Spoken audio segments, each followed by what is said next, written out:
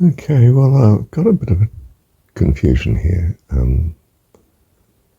5209 AI, I think is, well, I presented that, I published it. And then I went on to some notes and went down an analysis one way and another. And then having published the notes, got up to 5209I,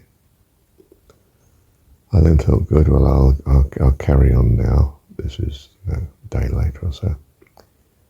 And, well, I came across this recording that's following this. And I'll call this one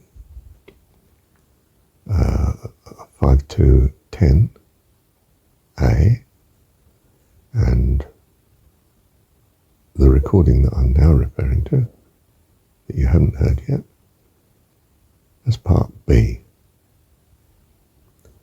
So some confusion, but I still want to publish this one, part B, coming up.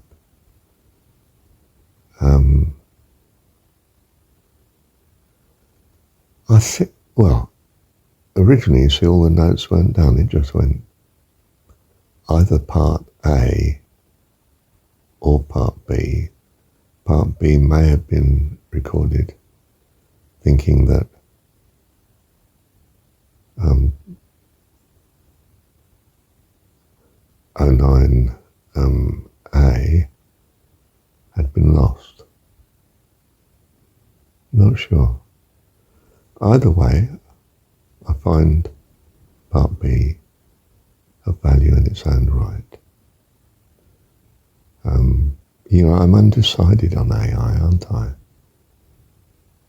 I'm trying to look at both avenues. That it's, something that can be used to great benefit, and something that is of great benefit in itself. Now, we tend to think that things that are great benefit in themselves are life itself, whereas things that are simply a great benefit is to something else, someone else, and therefore we must use it wisely.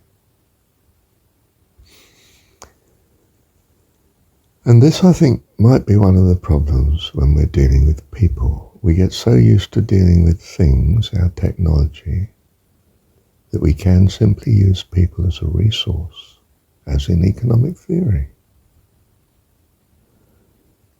And that's devastating. Because people, and I think you'll find this very easy to agree with, are not just a resource. They're persons in their own right. But we're not clear what personhood is. And if AI is becoming a person,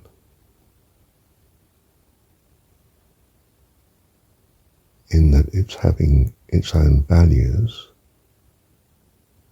and determination. The fear, 50 years ago is that robots might run the world, Daleks and all that sort of, journey into space stuff that got sophisticated from my childhood. And, yes, perhaps it is, it's a bit like children, isn't it? I mean, what seems to be the best appearance can bring up a variety of children. Some are wonderful, some are a disaster from a social point of view, and an acceptability point of view. You know, they go off and, well, from the parents' point of view, do just seem to be a disaster. Good parents do their best to stick with it and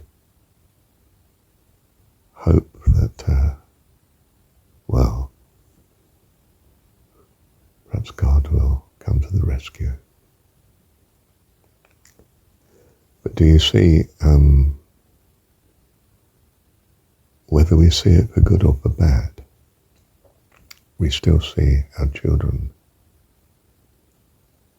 as in some sense having their own right to being, even if it might be a bit devastating to us or the rest of society.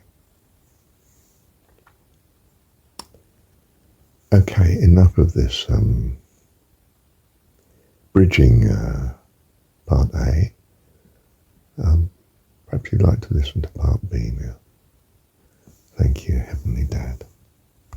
Okay then, well, I'm still confused as to whether this recording B here, coming up, was the first one that I thought was lost, first recording that I thought was lost, or whether it's in part a duplicate of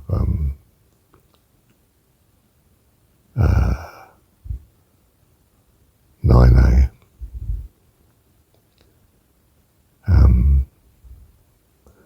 So I'm going to stick with it and see what God does. So I give you 10B here, not really knowing quite where it fits in with what I've published at the minute. Thank you, Heavenly Dad.